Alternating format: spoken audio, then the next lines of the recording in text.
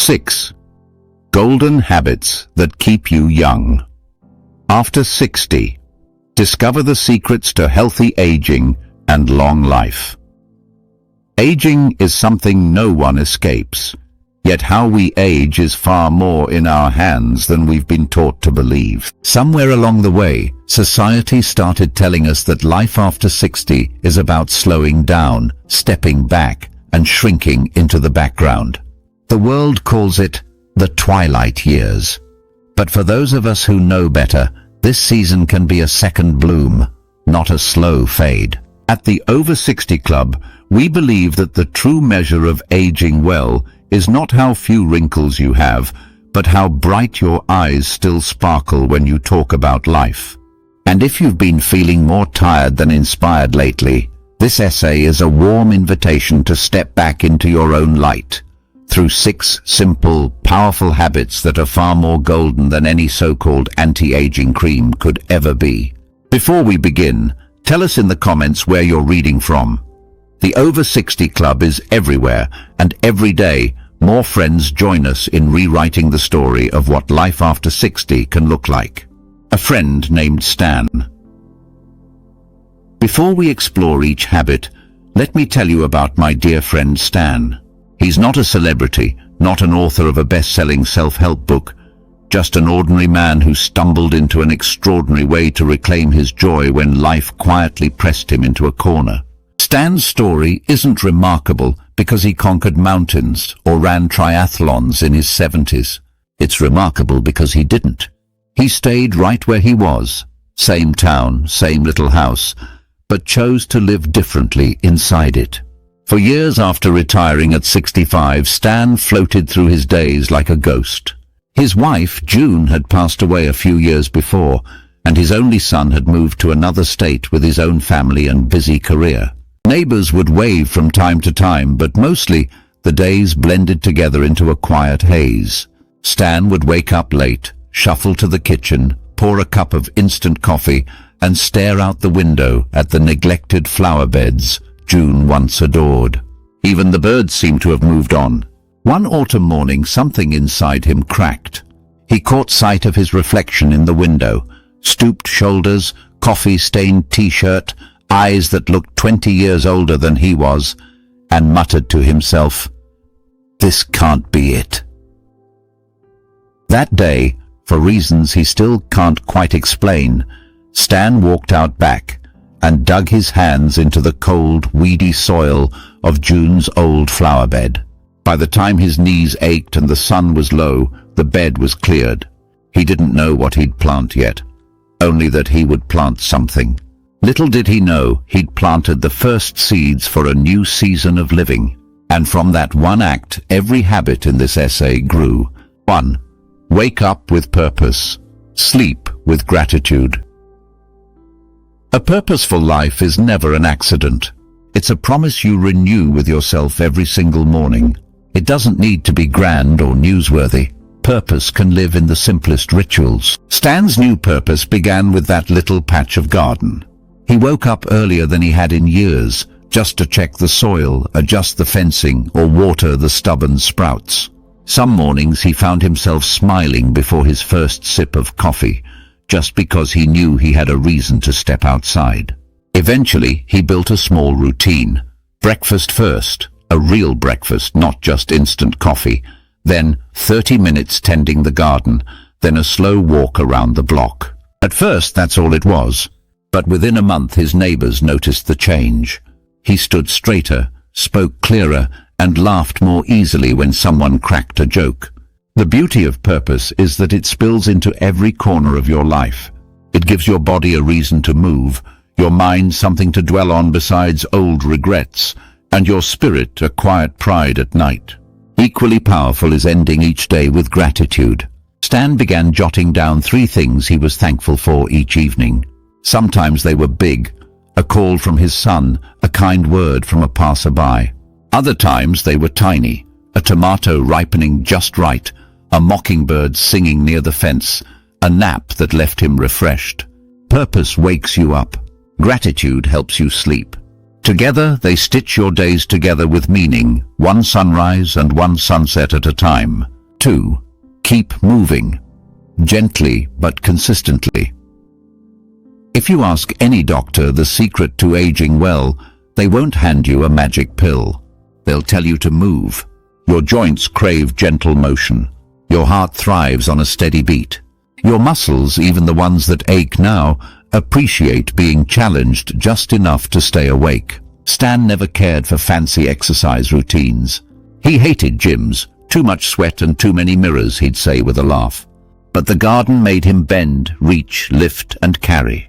Each motion, repeated daily, loosened the stiffness in his back and legs. Soon he added slow strolls through the neighborhood, waving to folks who, until then, he'd only nodded at from his porch. Over time, he realized that movement didn't have to mean punishment. It could be woven naturally into life, walking to the corner store instead of driving, standing while talking on the phone, stretching gently while watching the evening news. Some days, when he felt restless, he'd put on an old jazz record and shuffle around the living room, broom in hand, dancing with the dust motes.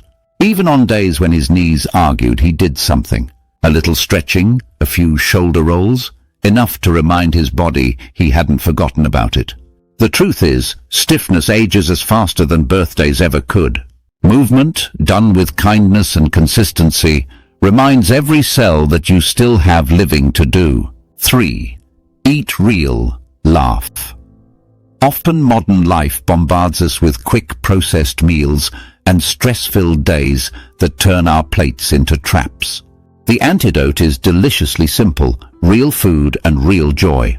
Before Stan's transformation, he ate like many widowers do: microwave dinners eaten standing at the counter, half a glass of soda for dessert, and a quiet shuffle back to the recliner. No fuss, but no nourishment either. Not for the body and certainly not for the soul. But once the garden took root, so did his appetite for better food.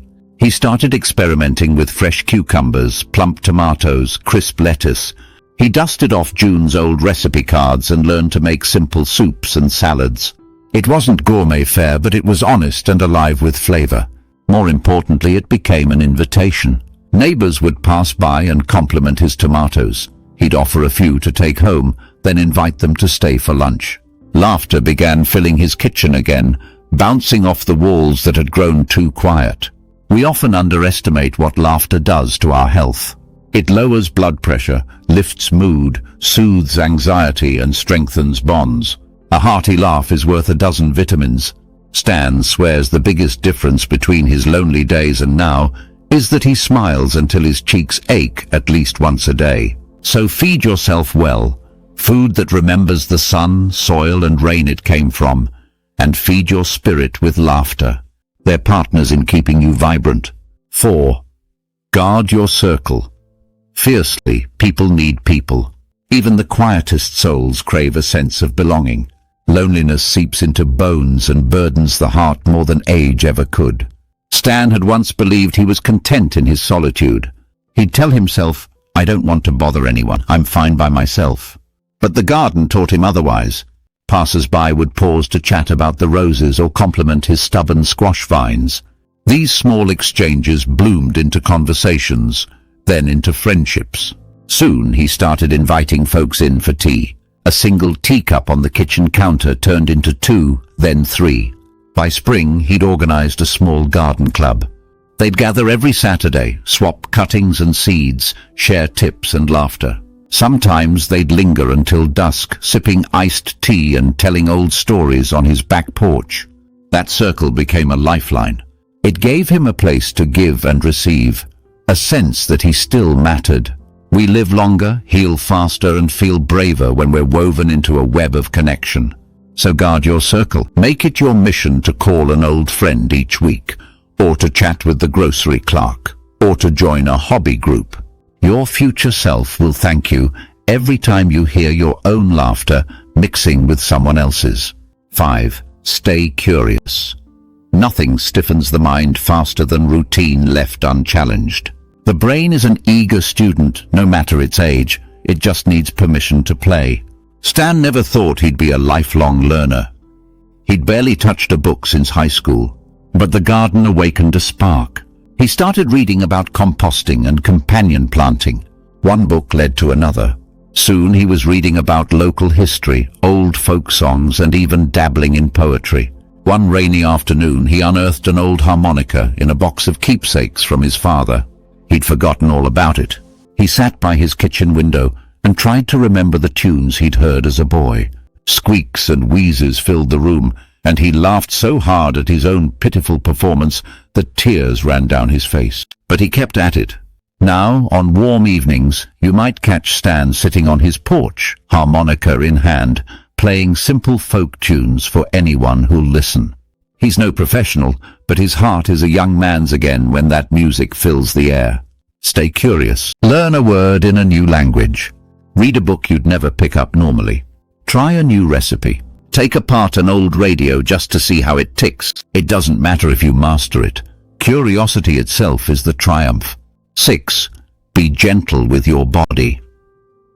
Finally, remember that your body, for all its creaks and groans, is the most loyal friend you'll ever have. It has carried you through decades of laughter, tears, labor, loss, and wonder. Treat it kindly.